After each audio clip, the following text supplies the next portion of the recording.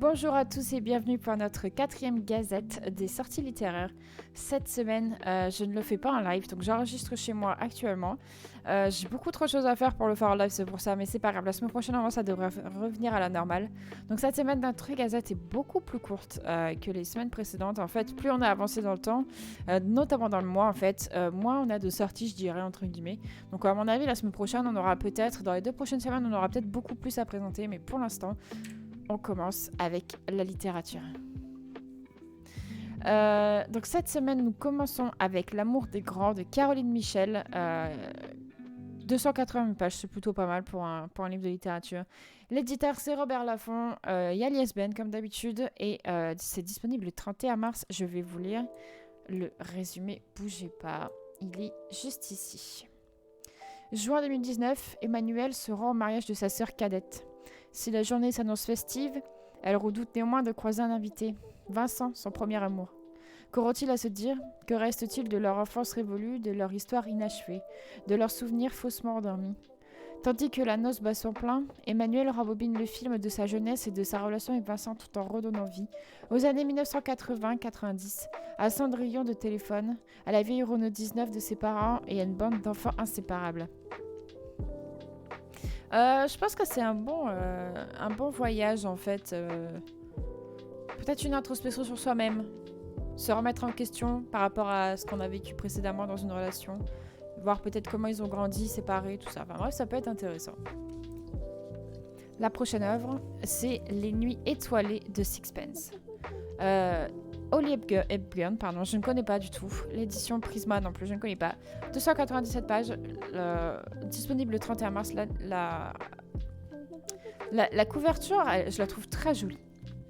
C'est les couleurs potentiellement, c'est le choix de couleurs qui m'a potentiellement attiré l'œil. Mais en même temps, il n'y a pas eu beaucoup de sorties en littérature, donc j'ai pas eu trop de choix en fait. Donc je les ai tous pris, voilà. Donc je vais vous lire les résumés. Deux sœurs, un pub à l'abandon et un passé qui ressurgit, une aventure à vivre au Star and Sixpence. Lorsque Nessie et sa sœur Sam héritent d'un petit pub dans un beau village de campagne, elles sautent sur l'occasion d'échapper à leur vie désordonnée et de prendre un nouveau départ. Mais lorsqu'elles arrivent au Star and Sixpence, ce n'est pas tout à fait ce qu'elles avaient imaginé. Le pub est pratiquement à l'abandon, ruiné par les dettes, et le rouvrir va nécessiter un énorme travail. Mais les deux sœurs sont déterminées à tirer le meilleur parti de cette nouvelle vie et entreprennent de faire du pub le cœur du village. Leur première année au Star and Sixpence ne sera pas facile, mais rien de ce qui en vaut la peine ne l'est jamais. Voilà, donc je pense que c'est une belle aventure un peu familiale, un peu... Voilà, il y a des obstacles à passer, ça change de vie, donc remise en question aussi, un peu comme dans le premier, au final, dans la première œuvre que j'ai présentée. Donc moi j'aime bien, le thème est sympa, ça a l'air sympa.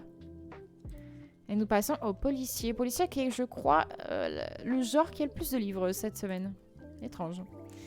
Allez, nous commençons au service de Marie-Antoinette, tome numéro 7, Les fourberies d'Escarpin.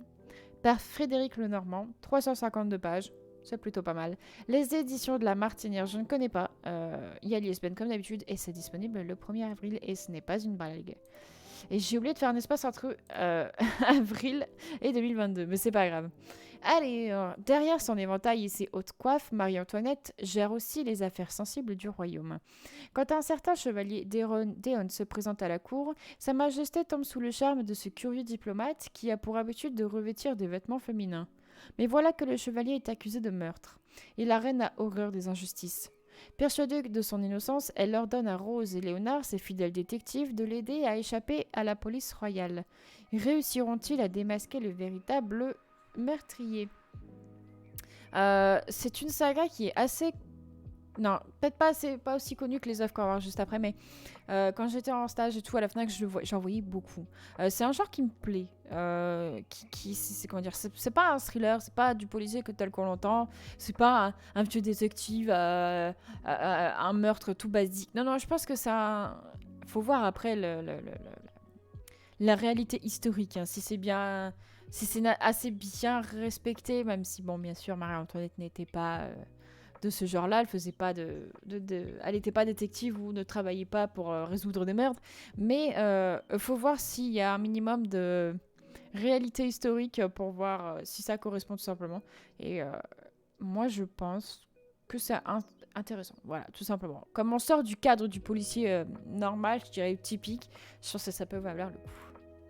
Notre suivant, Les Incandescents.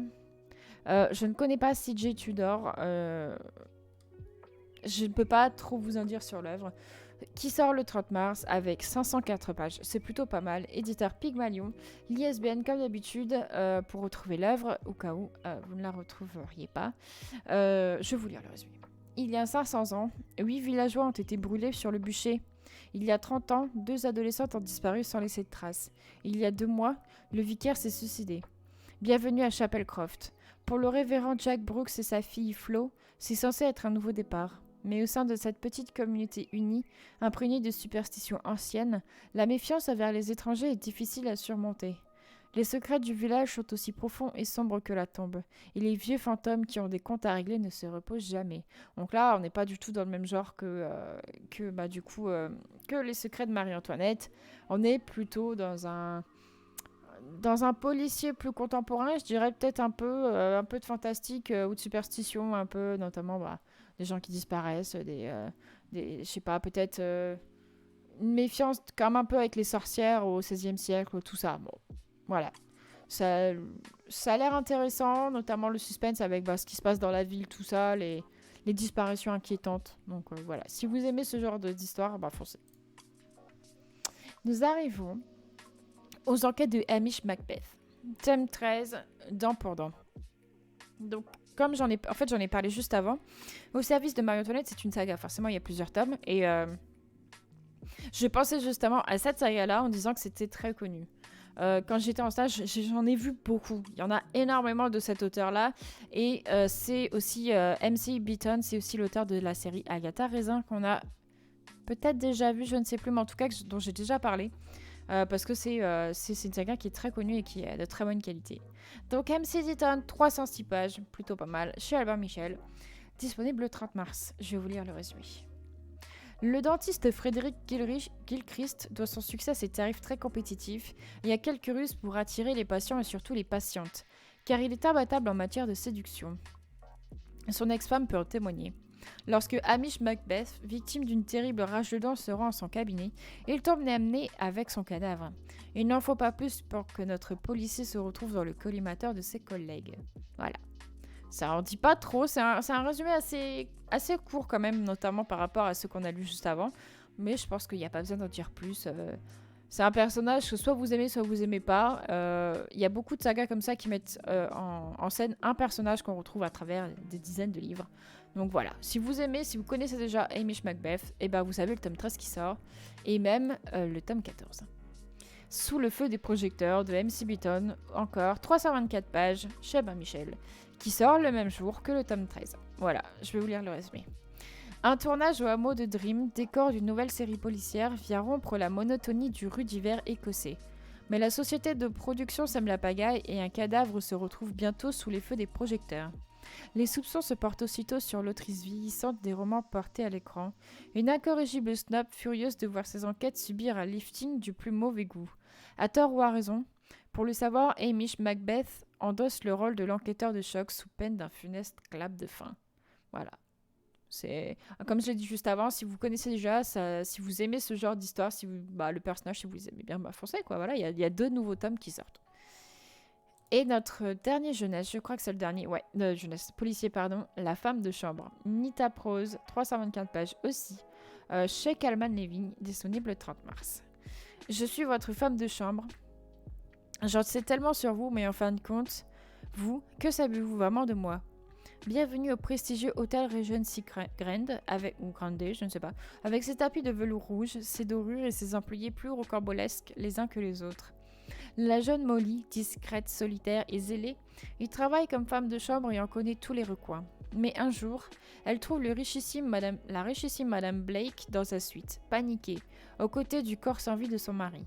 Une pagaille bien compliquée à ordonner.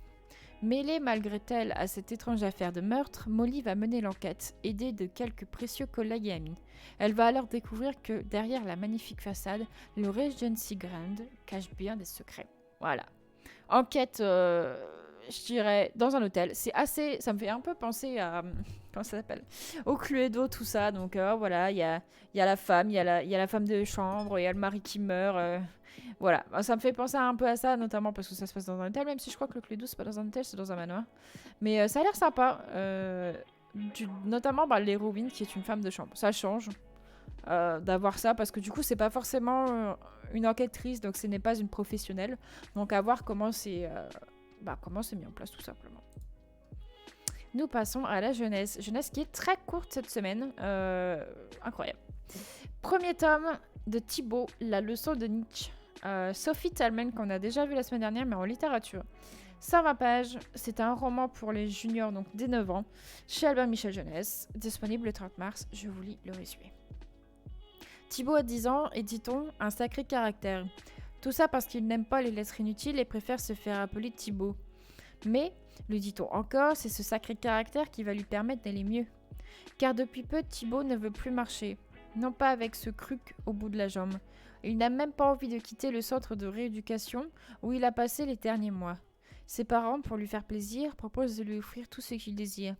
Tout, qu'à cela ne tienne, Thibaut veut un chien. Et pas n'importe lequel, le lévrier un peu bizarre et très odorant de la SPA. Nietzsche, rebaptisé Nietzsche, ouais désolé je sais pas le prononcer, est le compagnon idéal pour Thibaut et il promet même d'être un sacré allié. Ah, ça a l'air sympa, donc c'est un enfant du coup qui a potentiellement... qui s'est blessé ou qui a peut-être perdu sa jambe, on ne sait pas, c'est pas vraiment précisé. Mais si c'est un centre de rééducation, donc on suppose qu'il s'est simplement blessé et du coup qui a du mal à avancer. Et donc le chien se montre être apparemment un compagnon de confort, de réconfort tout simplement et pour l'aider à aller mieux quoi. J'aime beaucoup le fait de mettre un animal comme étant... je sais pas, un personnage central dans le développement de l'enfant. Parce que j'ai toujours été très proche des animaux. Et comme je l'ai déjà dit précédemment dans les anciennes éditions de la Gazette, j'ai fait un master en littérature jeunesse et j'ai fait notamment mon mémoire sur le lien entre l'enfant et l'animal dans la littérature fantastique. Mais là, bon, là, c'est pas du fantastique, mais on voit très bien que l'enfant agit comme un gros support, en fait. C'est sur l'animal que l'enfant se repose, en fait, pour aller mieux. Donc voilà, pour les enfants qui peuvent potentiellement avoir été blessés ou qui ont, je sais pas, qui sont handicapés d'une manière, que ce soit les jambes, le bras, peut-être que ce livre peut aider les enfants à aller mieux. Voilà. Le suivant, Le Veilleur de Lune de Aurélie Bombas et Amanda Minazio. 32 pages, c'est un album. J'adore la couverture, je la trouve magnifique. Mais c'est les couleurs, je pense, encore une fois. Vous vous en doutez, c'est les couleurs. Je suis très bleue et je trouve ça magnifique avec les dessins, tout simplement, qui sont rajoutés. Ça fait très voyage, très fantastique. Il est disponible le 30 mars. Je vais vous lire le résumé. Au cours d'une nuit sans sommeil, Lison fait la rencontre d'un étrange personnage en costume bleu nuit. C'est Monsieur Mystère, veilleur de lune depuis des générations. Il l'emmène recueillir la poussière magique qui permet aux enfants de passer une bonne nuit. Ensemble, ils saupoudrent cette poussière d'or sur les paupières des petits. Donc le résumé dit pas grand-chose.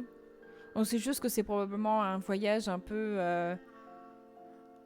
comment dire, c'est un voyage imaginaire d'un enfant qui rêve potentiellement de rencontrer quelqu'un. Bref, ça donne envie, notamment parce que c'est un album, donc il y aura de très très belles images à mon avis. Le troisième et le dernier de la catégorie jeunesse, Minusculette des bruits dans la nuit. Donc auteur Kimiko pour le texte et Christine Davenier pour l'illustration. J'ignore le nombre de pages, j'ai pas trouvé. Éditeur École des loisirs. Donc encore une fois, l'École des loisirs, c'est un éditeur que j'aime particulièrement pour notamment les styles de dessin, tout simplement, hein, les couleurs, c'est très... Je sais pas, pour moi, l'École des loisirs fait des très beaux albums pour jeunesse. Et si vous devriez en offrir un à quelqu'un, que ce soit un bébé ou un enfant de 5-6 ans, l'École des loisirs fait de très très belles choses. Bref, il sort le 30 mars 2022. Je vais vous lire le résumé. C'est la nuit. Minusculette, la petite fée du jardin, entend des bruits bizarres au-dessus de chez elle. Pas très rassurée, elle va chercher Gustave le Tamia et Maurice le Muscardin. Les trois amis vont-ils découvrir ce qui se trame dans le grand chêne.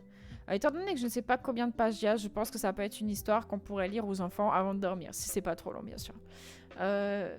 moi, j'adore l'école des loisirs. Donc, en vrai, si vous cherchez des belles choses, des belles illustrations, foncez. Voilà. Et on passe aux comics. En comics, on n'en a pas beaucoup non plus, on n'en a que 3. Donc on commence par Savage Avengers, le tome 4, le roi en noir. Donc Jerry Ducan, Kev Walker, Patch Zircher, ou Zircher, je ne sais pas. 136 pages, c'est plutôt pas mal. Chez Panini Comics. Malheureusement, j'ai pas l'ISBN. Je ne l'ai trouvé nulle part. Disponible le 30 mars. Je vais vous lire le résumé. La nouvelle année aurait pu bien commencer pour Conan, finalement libéré de prison par Deadpool, mais c'était sans compter l'attaque de Knull. Finalement, les deux anti-héros étaient à l'abri sur Rikers Island. Conan acceptera-t-il d'accomplir une mission pour les mutants de Krakoa sauvant Tornade et Cyclope, sous l'influence du roi en noir? Savage Avengers est la série qui intègre Conan à l'univers Marvel. Encore une fois, le célèbre barbare va s'allier aux héros les plus inattendus comme Deadpool et Ghost Rider, et même à certains vilains tels le Rhino. Je me disais bien qu'il y avait un truc étrange avec Conan, là je me suis dit mais ils sont pas comme ça les Avengers normalement. Donc les Marvel plutôt. Pardon. Mais ouais, je comprends maintenant en fait. Ok.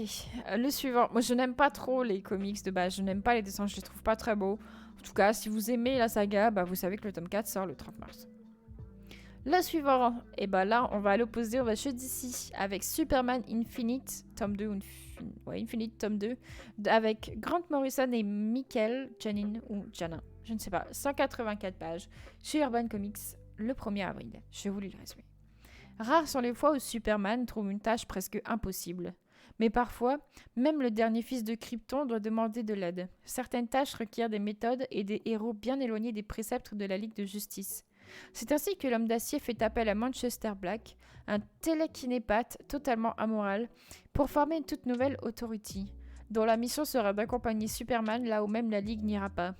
Black connaît non seulement les bons candidats pour l'équipe, mais si Superman parvient à le faire mettre au service du bien commun, il prouvera que n'importe qui peut être un héros. Donc je n'aime pas trop DC. Le Superman, j'ai jamais été trop fan. Personnellement, j'ai regardé la série Smallville il y a 15 ans, mais enfin, j'ai jamais vraiment été fan de DC.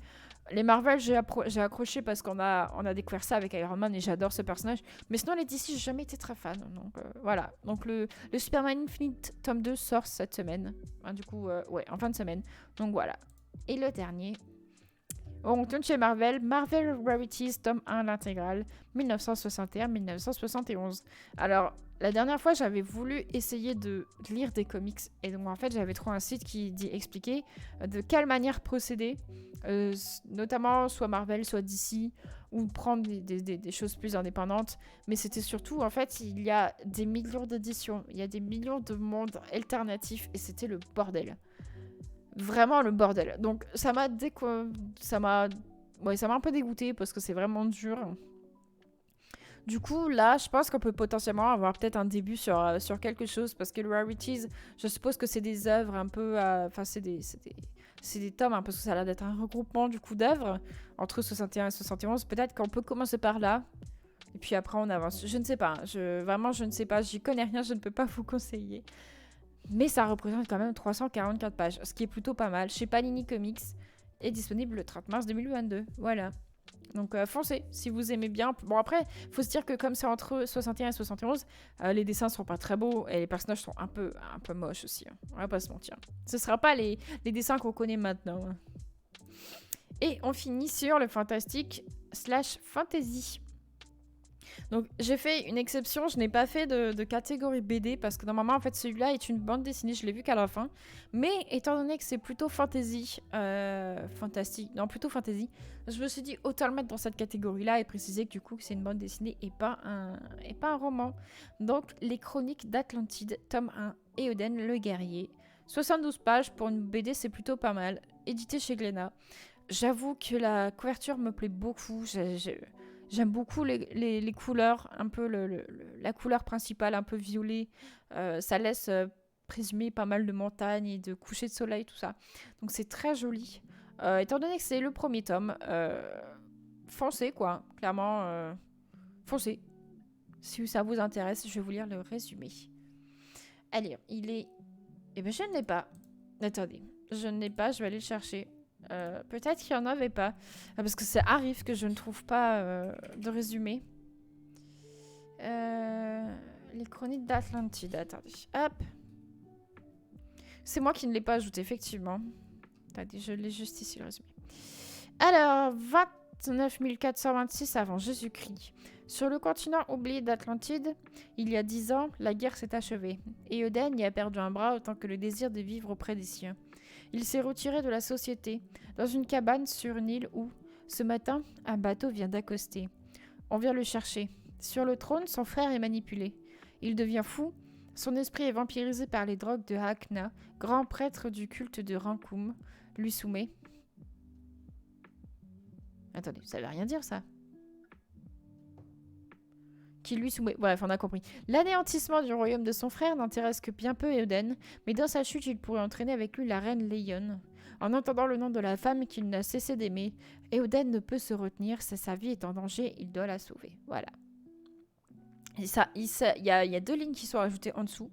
Dans le premier tome d'une trilogie ambitieuse où sont racontées les origines de la mythique Atlantide, Stefano Martino, donc l'auteur et le dessinateur, met en place un univers riche déployé autour d'une civilisation grandiose et imaginaire. Un récit de fantasy épique où s'imbriquent intrigues politiques, sorcellerie, triangle amoureux et action débridée. Voilà, ça a l'air pas mal. Je suis pas trop BD de base, mais bon. En vrai, ça peut, si les dessins sont jolis, ça peut le faire. Et nous terminons sur Dragon de sable, journal du premier marcheur. Donc je n'ai pas les pages. Ça a été écrit par Marc Ismier chez M+ Édition que je ne connais pas. Donc c'est un peu de l'Heroic Fantasy apparemment parce que ça doit être la collection. C'est disponible le 31 mars. Je vais vous lire du coup le résumé. La paix et la justice de Gladshame s'étendent progressivement sur les royaumes d'Orient. Gilfi, roi, le plus puissant parmi les puissants, en assure la stabilité par les quests de ses marcheurs. Les quests, je sais pas si c'est un jeu de mots avec quest, les quêtes de ses marcheurs. Les guerres sont oubliées depuis des siècles et les arts se développent, étendant toujours plus les pouvoirs et la science des maîtres. Mais Brian, premier marcheur, est arraché à une quest dans les brûlants déserts du sud par Snorri le sculpteur. Pendant son absence, Gilfi a disparu, menaçant les ordres établis et faisant ressurgir la perspective d'affrontements oubliés qui déchirerait les peuples. Derrière le trône, la nuit tisse ses complots au-delà des frontières et menace l'existence des royaumes. Entre alliance et trahison, se révèlent de nouveaux pouvoirs au cours de la plus redoutable quest du premier marcheur. J'avoue que le résumé, enfin, je sais pas, il donne pas trop envie. C'est pas pour critiquer, ce n'est que mon point de vue dans un sens comme ça, mais en fait, c'est que il y a beaucoup trop de langage, de vocabulaire dont on ignore ce que c'est exactement. Et donc du coup, comme on ne comprend pas vraiment l'univers et les pouvoirs ou les problèmes politiques qu'on va rencontrer, ça donne pas trop envie. Voilà. C'est mon avis. Je suis plus touchée par les chroniques d'Atlantide que le dragon de sable. Voilà. Donc, c'est mon avis. Donc on a eu cette semaine une petite gazette. C'est plutôt pas mal parce qu'en vrai j'avais pas envie de le faire. Je vais pas vous mentir, c'est parce que j'ai pas mal de projets en cours chez moi qui n'ont aucun lien avec le stream et du coup c'est un peu j'étais en mode j'ai pas forcément le temps de le faire, donc on verra bien. Mais finalement, quand j'ai vu qu'il y avait pas beaucoup d'œuvres qui sortaient cette semaine, je me suis dit bon, ça va me prendre 2 fois moins de temps à le faire. Donc j'ai pas hésité, je me suis dit allez, comme ça fera plaisir aux gens qui aiment bien avoir un petit résumé des œuvres qui sortent cette semaine. Donc voilà, je l'ai fait. J'espère que ça vous aura fait plaisir de découvrir ces œuvres avec moi, parce que même si je connais certains auteurs, je ne connais pas toutes les œuvres qui vont sortir cette semaine. Bref, on se retrouve la semaine prochaine pour la prochaine gazette, donc la 5e. Potentiellement avec peut-être, j'espère, plus d'œuvres à présenter, notamment pour avoir de la BD aussi, parce qu'on n'en a pas eu. Et j'espère aussi de la science-fiction qu'on n'a pas beaucoup. Il y a très peu de science-fiction qui sortent. Donc voilà, on se retrouve la semaine prochaine. Portez-vous bien. Reposez-vous bien pendant cette semaine et travaillez correctement. Enfin bref, portez-vous bien. Allez, ciao ciao.